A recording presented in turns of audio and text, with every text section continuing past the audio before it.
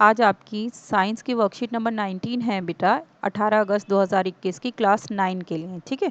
जिसका टॉपिक है the fundamental unit of life, जो कि पिछली वर्कशीट का चैप्टर कंटिन्यू चल रहा है। इसमें ज्ञान कहता है कि जिज्ञासा दीदी, we know that cell is the basic functional unit of life. कि जिज्ञासा दीदी, हमें पता है कि सेल जो है हमारी लाइफ का या किसी भी लिविंग थिंग का जो बेसिक फंक्शनल यूनिट है। But what are life processes and how does a cell perform them. लेकिन ये लाइफ प्रोसेसेस क्या होते हैं और एक सेल जो है, क्योंकि वो बेसिक यूनिट है, तो वो सेल कैसे परफॉर्म करता है ये लाइफ प्रोसेसेस। तो जिज्ञासा दीदी आंसर देती हैं कि Gyan, as you know that all living organisms possess special traits like they grow, excrete, need food, inhale, exhale, respiration etcetera. तो बेटा, जैसे हम लोगों को पता है कि जितने भी लिविंग ऑर्गेनिजम्स हैं, तो वो हमें कैसे पता चलेगा कि वो लिविंग है, कि वो ग्रो करते हैं, यानी वो बढ़ते हैं, उनका शरीर बढ़ता है, एक्सक्रीट करते हैं, एक्सक्रीशन करते हैं, उनकी बॉडी से जितना भी वेस्ट प्रोडक्ट है वो बाहर एक्सक्रीट होता है, निकलता है, ठीक है। सांस लेते हैं, inhale oxygen, exhale carbon dioxide. हमें खाने के लिए, मतलब एनर्जी के लिए खाने की ज़रूरत होती है। तो ये सारी जो फीचर्स हैं ये किसके हैं, कि हम लिविंग ऑर्गेनिजम्स हैं। So all these necessary activities are known as life processes. तो ये जो भी एक्टिविटीज़ हमने अभी समझी, जो कि लाइफ बताती हैं कि लाइफ, एक कोई ऑर्गेनिज्म लिविंग है, ये क्या है, life processes, right. So these are performed in every living cell by exchange of necessary substances. तो ये जो भी लाइफ प्रोसेसेस हैं बेटा, ये हर एक सेल में, जो भी लिविंग सेल है उसके अंदर ये लाइफ प्रोसेसेस हो रहा है। And cell has a special component called cell organelles and every organelle performs a specific task. तो सेल के अंदर क्या होते हैं बेटे, कुछ सेल ऑर्गेनेल्स होते हैं, छोटे छोटे, यानी इसके सब पार्ट्स होते हैं, जिनका अलग अलग फंक्शन होता है। कि किसी का फंक्शन रेस्पिरेशन का है, किसी का फंक्शन एनर्जी सप्लाई का है। तो इस तरह से ये लाइफ प्रोसेसेस सेल के अंदर चलते हैं। Cell is able to perform all its functions because of these organelles, and every cell has plasma membrane, nucleus and cytoplasm. तो बेटा, सेल की आपको यहाँ पे कॉन्स्टिट्यूशन दिया गया है कि सेल किन किन चीज़ों से मिलकर बना है। हर एक सेल के पास बेसिक ये चीज़ें ज़रूर होती हैं। एक तो सबसे बाहर की membrane, that is known as plasma membrane, right, plasma membrane. Then उसके बाद अंदर सेंटर का पार्ट होता है बेटा, जिसे हम बोलते हैं न्यूक्लियस। एंड प्लाज्मा मेम्ब्रेन और न्यूक्लियस के बीच में एक लिक्विड टाइप का प्रोडक्ट होता है, that is known as cytoplasm. मैं इस साइड लिख देती हूँ, साइटोप्लाज्म, ठीक है। हर एक सेल के पास ये बेसिक तीन चीज़ें तो होती ही होती हैं, और इसके अलावा फिर डिफरेंट सेल्स में डिफरेंट ऑर्गेनेल्स एक्स्ट्रा होते हैं। So these help the cell to perform various activities. तो सेल के ये जो डिफरेंट पार्ट्स हैं बेटा, जिन्हें सेल ऑर्गेनेल्स कहा जाता है, इनके थ्रू ये एक्टिविटीज़ होती हैं। सो दीदी, व्हाट इज़ प्लाज्मा और cell membrane and what is its function. तो अब सबसे पहले मैंने आपको बताया था बेटा, देखिए डायग्राम एक बार फिर से बना रही हूँ। जो बाहर की आउटर लेयर होती है, इसे हम प्लाज्मा मेम्ब्रेन या सेल मेम्ब्रेन बोलते हैं, राइट, सेल मेम्ब्रेन या फिर प्लाज्मा मेम्ब्रेन। तो इसका क्या फंक्शन होता है वो हम देखेंगे यहाँ पर। कि Gyan, this is the outer most covering of the cell. जो सेल की सबसे बाहर की कवरिंग है ये होती है। And the plasma membrane allows the entry and exit of some necessary material in and out of the cell. तो ऑब्वियसली बेटा, क्योंकि ये सबसे बाहर की लेयर है, तो ये क्या करेगी, जो सेल के लिए ज़रूरी मटेरियल हैं, नेसेसरी मटेरियल्स हैं, तो उनकी एंट्री या एग्ज़िट, या तो उनको अंदर आने के लिए अलाउ करेगी या बाहर जाने के लिए अलाउ करेगी। ये परमिशन कौन देता है, cell membrane. So only certain material can pass through it, so therefore it is called selectively permeable membrane. अब बेटा, ऐसा नहीं है कि ये सेल मेम्ब्रेन अपने अंदर से सारे मटेरियल को पास होने दे, ऐसा कंपलसरी नहीं है, ठीक है। वो कुछ सिलेक्टिव जो कंपोनेंट्स होते हैं उन्हीं को पास करती है, अपने इनसाइड या अपने आउटसाइड। तो इसलिए इसे हम क्या बोलते हैं, सिलेक्टिवली परमिएबल मेम्ब्रेन। तो प्लाज्मा मेम्ब्रेन का या सेल मेम्ब्रेन का एक और नाम है selectively permeable membrane. The necessary material like oxygen, carbon dioxide, nutrients and water etcetera can enter और exit through the cell through plasma membrane. तो ये कौन कौन से मटेरियल बेटा नीडेड होते हैं सेल को? जो नेसेसरी हैं ऑक्सीजन, कार्बन डाइऑक्साइड या न्यूट्रिएंट्स हैं, वाटर हैं, तो इनकी ज़रूरत होती है सेल के इनसाइड या आउटसाइड ट्रैवल करने के लिए। तो ये प्लाज्मा मेम्ब्रेन के थ्रू पास तो होती है अंदर या बाहर, लेकिन उस प्रोसेस का नाम क्या होता है बेटे? उस प्रोसेस का नाम होता है diffusion and osmosis process. So the movement of a substance from a region of higher concentration to a region of its lower concentration is known as diffusion। इसका क्या मतलब है बेटा?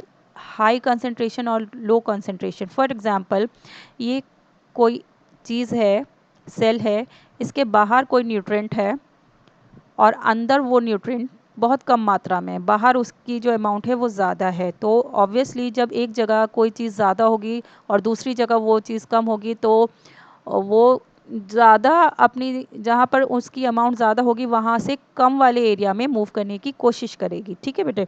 तो इट मीन्स जहाँ ज़्यादा अमाउंट है उस मटेरियल की, वो रीज़न हो गया हाई कॉन्सेंट्रेशन का, और जहाँ कम अमाउंट है उस मटेरियल की, तो वो रीज़न हो गया लो कंसंट्रेशन का। तो it is a natural process कि मतलब हाई कंसंट्रेशन से हमेशा मटेरियल जो है लो कंसंट्रेशन की तरफ मूव करता है, और इस प्रोसेस को हम क्या बोलते हैं बेटा? डिफ्यूजन। तो सेल के जो आर पार मटेरियल है वो भी डिफ्यूजन के थ्रू ही पास ऑन होता है। जब सेल के बाहर कोई मटेरियल जो एसेंशियल मटेरियल है या नेसेसरी मटेरियल है उसकी अमाउंट ज़्यादा हो गई और सेल के अंदर उसकी अमाउंट कम है, तो ऑब्वियसली वो डिफ्यूजन के प्रोसेस से सेल के बाहर से सेल के अंदर मूव करेगा। या फिर सेल के अंदर ज़्यादा हो गई और सेल के बाहर कम है, तो वो अंदर से बाहर की तरफ मूव करेगा डिफ्यूजन के प्रोसेस से। Now the diffusion of water through cell membrane is called osmosis. अब ये जो हमने मूवमेंट देखी, डिफ्यूजन देखा, डिफ्यूजन क्या था? हाई कॉन्सेंट्रेशन से लो कॉन्सेंट्रेशन की तरफ मूवमेंट। ठीक है?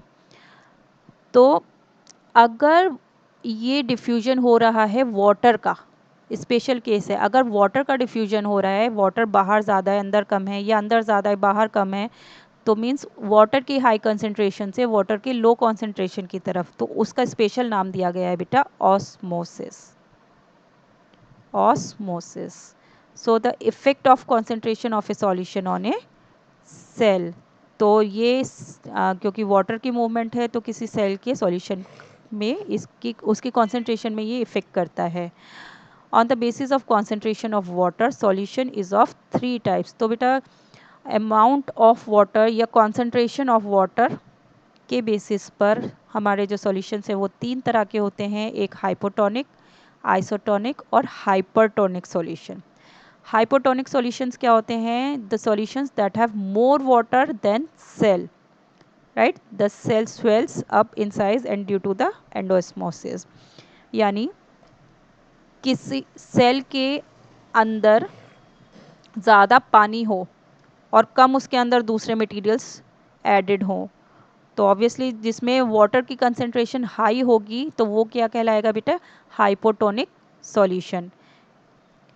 आप यहाँ पे देख सकते हैं कि हाइपोटोनिक सॉल्यूशन के एग्जांपल यहाँ पर है कि सेल के अंदर पानी की कमी है, लेकिन सेल के बाहर जो है वाटर कंसंट्रेशन ज़्यादा है, तो ये क्या है? हाइपोटोनिक सॉल्यूशन है। और इसके कारण क्योंकि सेल के अंदर पानी की कमी है, तो वो पानी अंदर की तरफ मूव करेगा और जो सेल है वो स्वेल कर जाएगा, यानी साइज़ में इंक्रीज़ कर जाएगा। तो जब पानी की मूवमेंट अंदर की साइड होती है तब ऑस्मोसिस का नाम क्या होता है बेटा? Endo osmosis. अब सेकंड केस है इसमें आइसोटोनिक सॉल्यूशन। ऑब्वियसली आइसो का मतलब होता है सेम, तो इट मीन्स कि वाटर की कंसंट्रेशन सेल के अंदर और सेल के बाहर जिस भी सॉल्यूशन में वो है, दोनों में सेम है, कोई चेंज नहीं है। तो ऐसे केस में ना पानी अंदर को मूव करेगा ना ही सेल से बाहर की तरफ जाएगा, तो no change in shape, cell की जो शेप है वो एज इट इज़ रहेगी। और थर्ड जो कंडीशन है वो है हाइपरटोनिक सॉल्यूशन, जिसमें सेल के अंदर the solution that have less water than cell, यानी सेल के अंदर पानी ज़्यादा कंसंट्रेशन में है और बाहर कम है, तो उस टाइम पे क्या है? पानी वाटर का मॉलिक्यूल्स मूव आउट करेंगे सेल से और उसकी वजह से फिर सेल आपका श्रिंक कर जाएगा यानी साइज में डिक्रीज कर जाएगा. So similarly the soluble substances diffused inside the cell with water. और इस प्रोसेस को जिसमें वाटर मूव करता है सेल से आउटसाइड ऑफ द सेल उसे हम बोलते हैं बेटा एक्सो ऑस्मोसिस. तो ऑस्मोसिस की हमने दो टाइप्स और पढ़ी हैं, एक एंडोस्मोसिस और एक एक्सोस्मोसिस. जब वाटर मूव करता है अंदर की तरफ तो एंडोस्मोसिस और जब वाटर मूव करता है outside of the cell then it is known as exosmosis. इसके बाद प्लांट सेल की बात करें. एनिमल सेल में सबसे बाहर की लेयर होती है प्लाज्मा मेम्ब्रेन या सेल मेम्ब्रेन जो हमने पढ़ी थी अभी, राइट. और उसके अंदर होता है न्यूक्लियस और जो सेंटर में फ्लूइड फिल्ड है उसे हम बोलते हैं प्लाज्मा या साइटोप्लाज्म. Cytoplasm nucleus. बट बेटा in case of plant cell एक एक्स्ट्रा लेयर होती है जो कि प्लाज्मा मेम्ब्रेन के बाहर होती है and it is hard layer that is known as cell wall, right. ये आउटर लेयर होती है प्लांट सेल की in addition to the plasma membrane. यानी ये प्लाज्मा मेम्ब्रेन है और प्लाज्मा मेम्ब्रेन के बाहर एक और हार्ड लेयर है जिसे हम बोलेंगे cell wall. When plant cell loses water through osmosis, the cell content gets shrinked away from the cell wall along with the plasma membrane. This phenomenon is known as plasmolysis. तो plant के sales में इस क्या case हुआ, animal के sales में बेटा ये बाहर जब अगर वो श्रिंक करेगा अंदर की तरफ एंडोऑस्मोसिस के थ्रू तो वो प्लाज्मा मेम्ब्रेन को भी अपनी अंदर की तरफ मूव करेगा, ठीक है. और सेल हमको श्रिंक करा हुआ यानी सिकुड़ा हुआ साइज में छोटा दिखाई देगा. पर सेल वॉल में क्या है, क्योंकि प्लांट सेल में सेल वॉल है और वो हार्ड है तो सेल वॉल तो श्रिंक करेगी नहीं. तो उस सेल वॉल से जो अटैच्ड, यहाँ पे आप डायग्राम में देखेंगे सेल वॉल से जो अटैच्ड प्लाज्मा मेम्ब्रेन है वो एंडोऑस्मोसिस की वजह से अंदर की तरफ मूव करेगी और धीरे धीरे वो इस तरह से सेल श्रिंक्ड दिखाई देगा. देखिए यहाँ पे ये cell wall as it is अपनी जगह है और प्लाज्मा मेम्ब्रेन के साथ बाकी जो सेल का कंटेंट है वो अंदर की तरफ श्रिंक कर गया. तो इस कंडीशन को यानी प्लांट सेल की कंडीशन में जब एंडोऑस्मोसिस होता है और श्रिंकेज ऑफ सेल होती है तो उसे हम बोलते हैं बेटे प्लाज्मोलाइसिस. क्वेश्चन नंबर 1 है what is the importance of cell membrane. Cell membrane की क्या इंपॉर्टेंस है हम देखते हैं. तो आंसर नंबर 1 आप यहाँ से लिखेंगे cell membrane is the outermost covering of the cell and it allows the entry and exit of some necessary material in and out of the cell. ठीक है, यहाँ तक आप लिख दीजिएगा. Now question number 2 explain plasmolysis with A diagram. ये just अभी हमने पढ़ा है. प्लाज्मोलिसिस आप यहाँ से लिख देंगे when plant cell loses water through osmosis the cell content gets shrinked away from the cell wall along with plasma membrane and this phenomenon is known as plasmolysis. ठीक है, और ये आपने डायग्राम बनाना है, ये आपको आपकी बुक में भी मिल जाएगा. नाउ क्वेश्चन नंबर 3 इज बेटा which part of the cell is permeable. Cell का कौन सा पार्ट है जो परमिएबल होता है. तो परमिएबल कौन सा होता है, प्लाज्मा मेम्ब्रेन, राइट. इसका आंसर आ जाएगा प्लाज्मा मेम्ब्रेन. यहाँ स्पेस नहीं है मेरे पास इसलिए मैं थोड़ा सा यहाँ करके लिखती हूँ. सो plasma membrane is the part which is permeable, right. Now the last question is what changes will occur in resin. Resin मतलब किशमिश and RBC red blood cells when they are placed inside a hypotonic solution. अगर hypotonic solution है तो क्या होगा बेटा उनके साथ and why. तो hypotonic solution की जो कंडीशन है वो आपको यहाँ पे दी हुई है तो आप यहाँ से आंसर लिख देंगे that the resin and the RBC will increase in size due to endoosmosis, right, and the cell swells up. So इसका आप complete answer यहाँ से with explanation लिख देंगे. With this you can complete your worksheet.